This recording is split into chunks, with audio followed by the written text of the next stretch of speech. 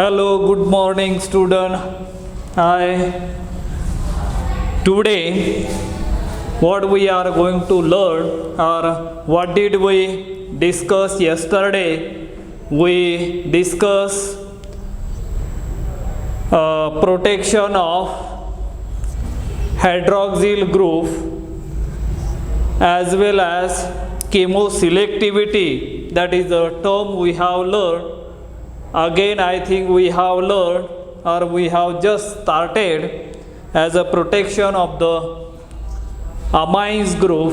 And as we know that amines group also frequently occur in the organic chemistry, and therefore it is essential to protect that group, and that protection should be done under the mild acidic condition, or under the mild condition, and that protecting group or deprotected under the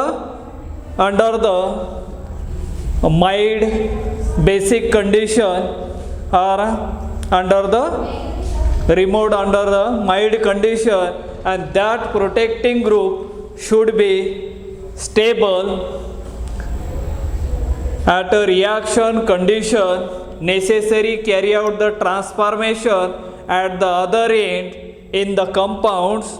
So that are the some of the thing we are always using while talking about the protecting and the deprotecting. Protection and the deprotections are very essential as far as organic chemist point of view is concerned, because we can get the desired product by doing this type of the steps.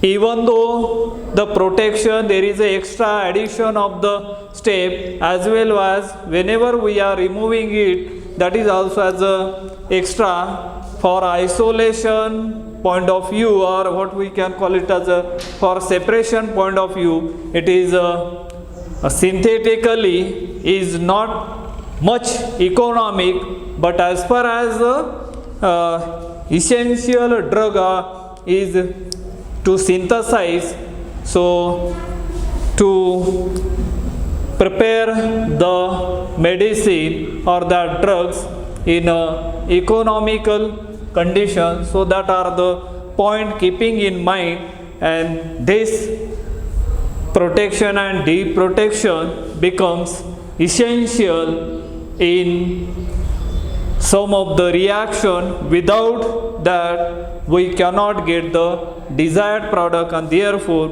it is important as far as organic chemist point of view is concerned. And yesterday we have seen, we just started as a protection of the amines group, right? Protection of amines group, that is a protection amine group.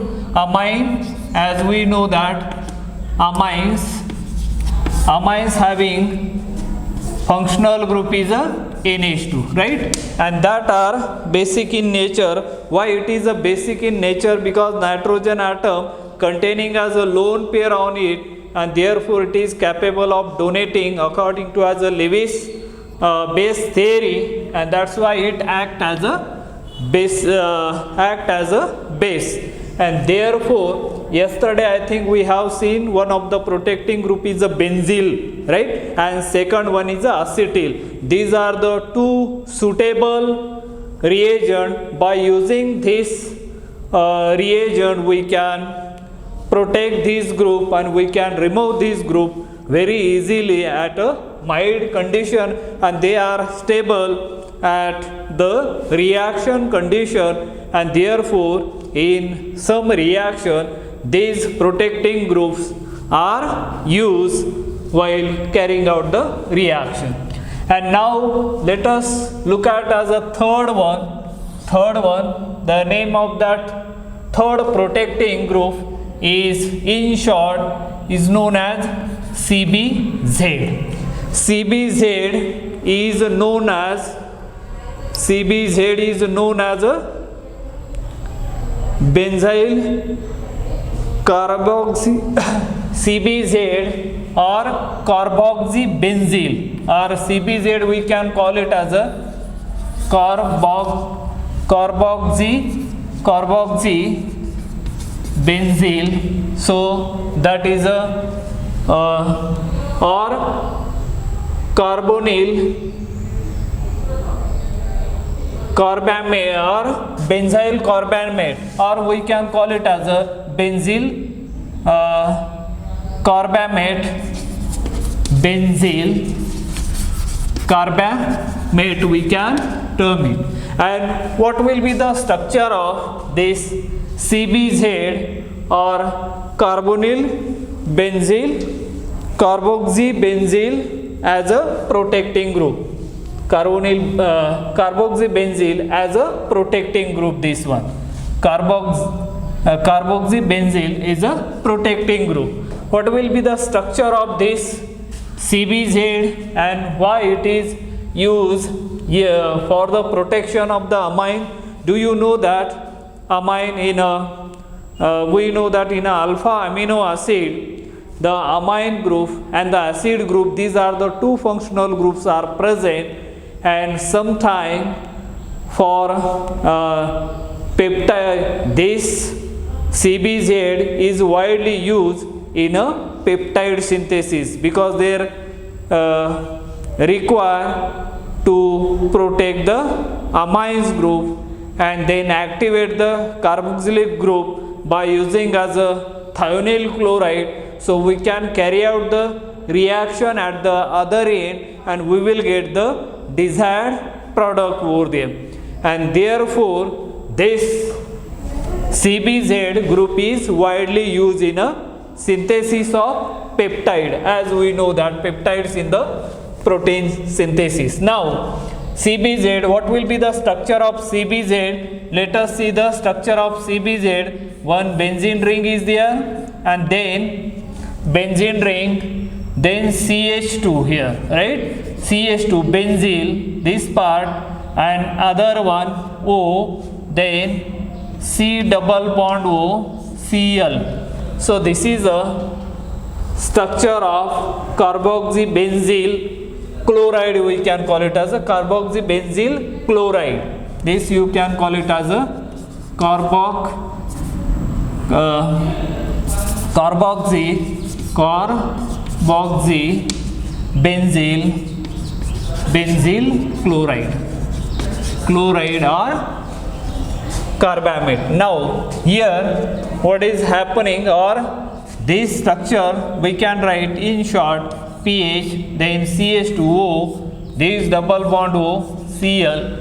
Now this CBZ carboxybenzyl group, how it is represented? Suppose if you cleave the bond from here, what do you get?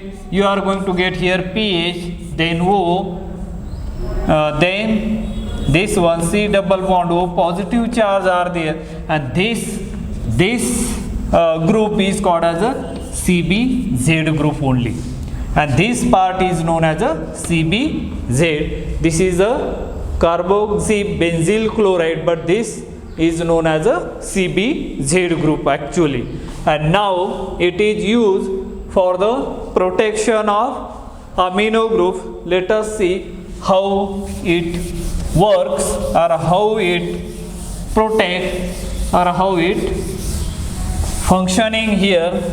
Let us see here, and this group, this CBZ, as we know that the general formula of amine is a RNH2, right? RNH2 that will be treated with this one CBZ, means we can write here the pH in short O double bond O Cl. What are you going to get here? You are going to get here RNH, then double bond O, then this CH2 and the pH. This is a amide, means peptide type of the bond is formed there. This part is known as a peptide bond formation, and now this is a protected amine, and this compound is introduced under this reagent, and the deprotection can be done using the H2 palladium in presence of charcoal. That process is known as a hydrogenolysis, and as we know, the hydrogenolysis means what? It can break the bond at a particular stage, that is a hydrogenolysis. Hydrogenolysis means H2 in presence of palladium charcoal. In presence of palladium charcoal, what do you get? Here you are going to get RNH2, then CO2, and side product will be this one CS3, and then this one, and as you know that this one is a toluene, right? This is a toluene. Got it? This is a toluene. Carbon dioxide is evolved, that is in the gaseous form, that goes in the atmosphere, and as we know that it is a greenhouse gases, and so it helping for a global warming. Don't think about that. Our main product here, deprotection, we got the amines here, right? So in this way, or we can use for deprotection can be done using hydrogen bromide, HBr can be used to deprotect this compound, right? Now let us see how the mechanism of protection and the mechanism of deprotection takes place. Let us see here. First one, mechanism of protection. Let us see. First one is a mechanism of protection. Mechanism of protection, as we know that here R, then NH2 plus, for sake of convenience I am writing Cl over here, then carbonyl group O, then this CH2 and the pH.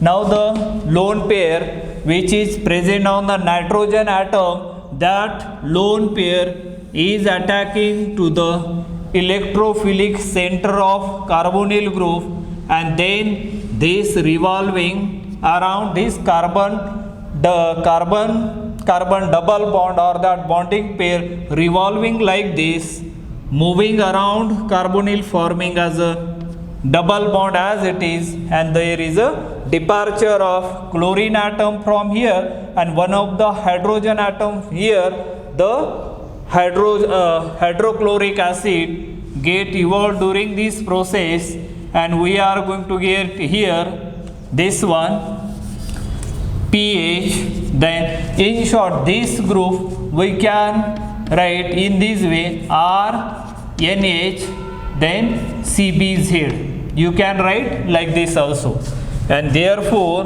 we are going to get here the product, this one, the product will be RNH, then this C double bond O, then CH2 pH, or this in short we can write RNH, then CBZ, or sometime this CBZ can be represented by PZ. PZ means protecting group. Protecting group means what?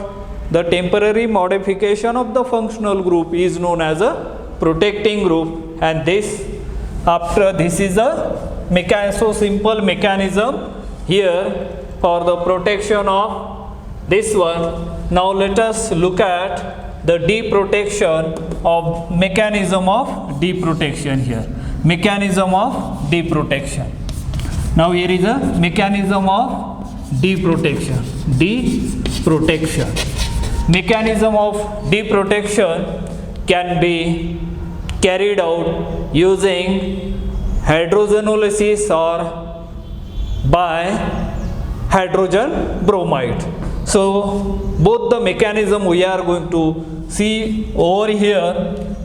Look at here, this is a protecting group. I am taking here R, N, H, then C double bond O, then CH2, pH, right? Now hydrogenolysis, as we know that we are using H2, palladium in presence of chalcone. This is a support, and by use that specifically breaking the bond between hydrogen atom, and we are getting that free radical. So here one of the hydrogen atom added over here and another hydrogen atom here. So you can show like this, another hydrogen atom maybe here, and we are going to get here this one R, then next one NH2, then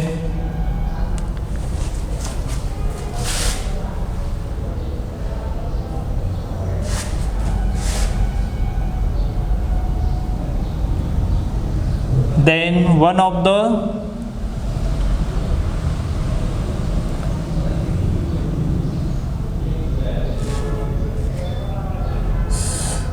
only hydrogen atom one there, and this goes somewhere here I think, and then one of the bond from here and one from here. We are going to get R, then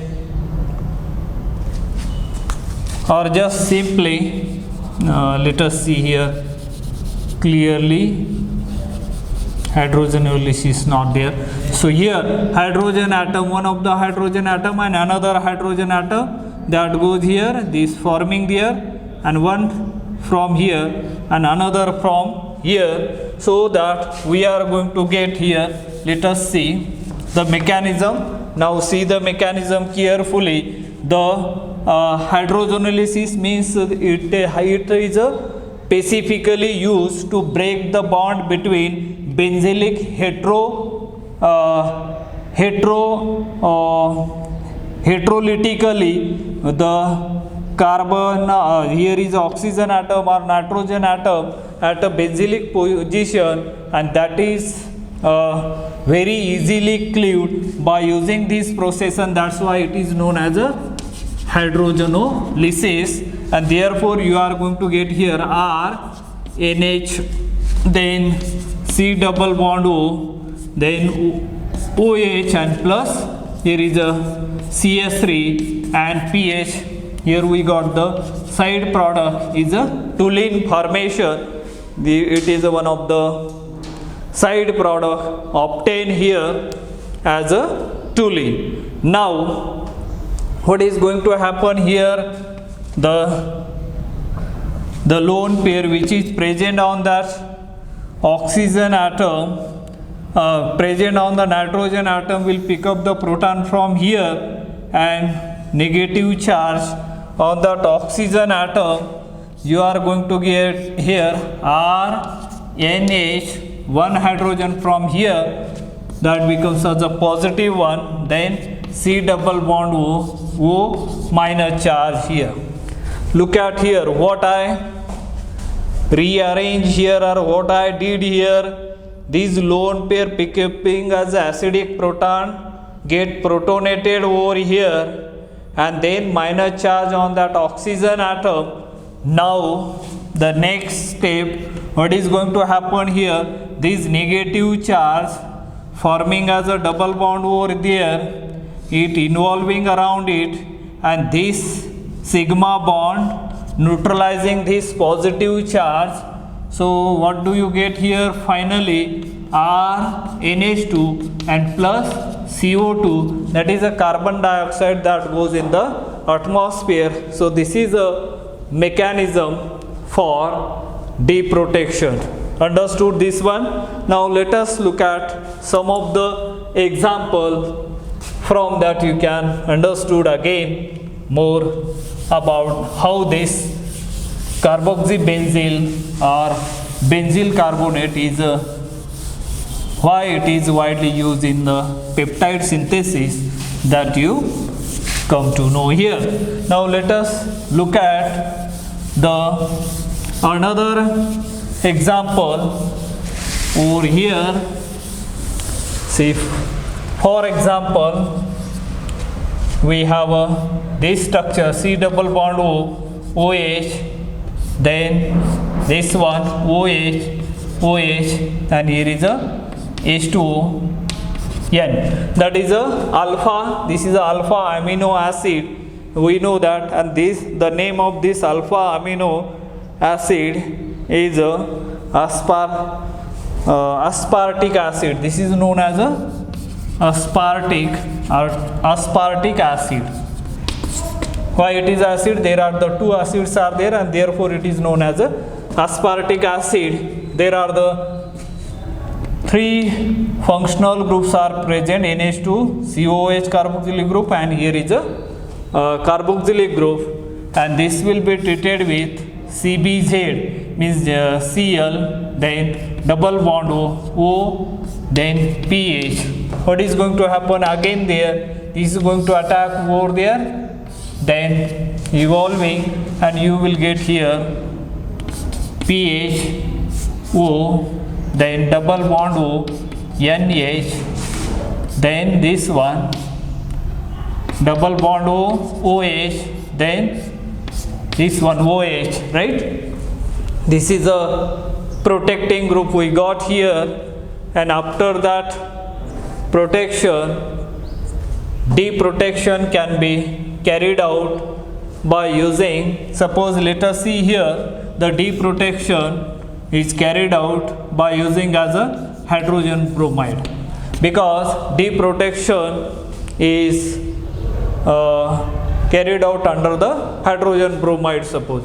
And what you are going to get here? You are going to get here pH CS3 toluene, then carbon dioxide, and plus the product whichever we have here OH, then H2N, then C double bond O, and OH. This is the product you are going to get. Now let us look at the mechanism how we got this one, aspartic acid. Now let us see here mechanism of protection, right? Mechanism of protection. Here we have a structure, this one aspartic acid, C double bond O, OH, then H2N, here Cl double bond O, then pH, right? Now this lone pair which is attacking on the carbonyl group, revolving around it, and Cl get departed, and finally you are going to get here pH, then CH2O double bond O, then NH, then this one C double bond O, OH, this O and OH, right? This is the protection. Now the mechanism of deprotection. Now let us look at as a mechanism of deprotection. Mechanism of deprotection over here. Mechanism of deprotection. Here let us see this one pH, then O, C double bond O, NH, then this OH, then C double bond O, OH, right? Now I am going to use here hydrogen bromide as a protecting group. Hydrogenolysis is there. In the previous case we have learned how to deprotect, the mechanism. Now the lone pair which is present on that oxygen atom will pick up the proton from here. Br is a concentrating electron density, so that we are going to get here pH, then O, double bond OH, positive charge comes on it, then this NH, then other part remains as it is, right? Then C double bond OH. Got it? Now the Br which is here, Br minus, is going to attack at this benzylic carbon atom, and this bond breaking, forming as a double bond here, and negative charge, that positive charge get neutralized, so that the structure you are going to get here, this one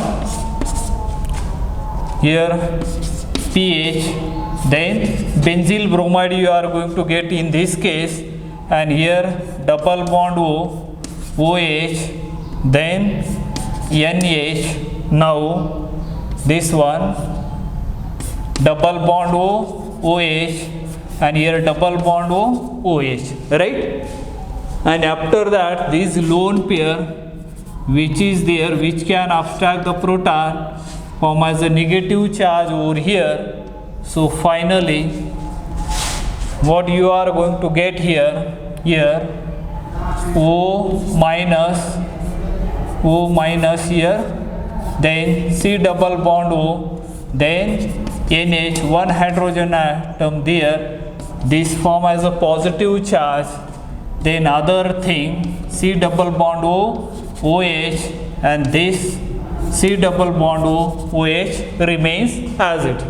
Now as usual, this negative charge forming as a double bond with that carbon atom, this revolving around it, and this neutralizing the positive charge, and finally you are going to get carbon dioxide as a gases and H2N, then C double bond OH, then C double bond OH. This is our aspartic acid we got back here. So this is the mechanism as well as the how they are get deprotected in an acidic medium, and these are highly stable at the reaction condition in an acidic medium, in a basic medium, as well as in a neutral medium. This group is highly stable, it cannot be easily removed. So this now suppose we have, everybody knows as a glycine is one of the amino acid. The structure of glycine will be this one, COH, OH, then NH2. This is a structure of glycine, right? And glycine, if this is treated with another glycine, OH, then NH2. This glycine, not glycine, I think. Let us see. This is a methyl group over here, CS3. This is called as alanine. When this treated with, suppose as a SOCl2 thionyl chloride, this reacted with first time, and you are going to get the product like this. Here C double bond O, then NH2, then NH, this, and C double bond O, then OH. That type of the compound you may get, but you won't get as a desired product. And to get the desired product, what should you do? You first protect this amino group and then treat with the glycine and deprotect it. You will get your desired product. Now let us see here how this can be done with this. Let us see glycine and alanine, or if you the peptide bond is formed over there, and that type of the synthesis, or we can synthesize the protein by using this. But here is an uncontrolled reaction. This is NH2 again is a very reactive one, and as compared to as a amino group is a reactive than the carboxylic group, and therefore we want to get the desired product. You should first protect the amino group. Let us see how it will be carried out here. Let's see here. Suppose we have a glycine here, C double bond O, OH, then NH2, that will be treated with this one, pH, then O double bond O, Cl. What do you get? You are going to get C double bond O, OH, and then here NH, then CBZ you can write. CBZ means what we did here, we protected the amino group, and next one you can treat this compound with thionyl chloride, SoCl2. What do you get? This thionyl chloride always employed in a basic medium, pyridine use there, and what you are going to get here, you will get here C double bond O, then Cl, then NH, CBZ. So this NH get protected and this group get activated over there, and this can be treated with another. Suppose here let us see C double bond O, Cl, then NH, CBZ, that will be treated with alanine.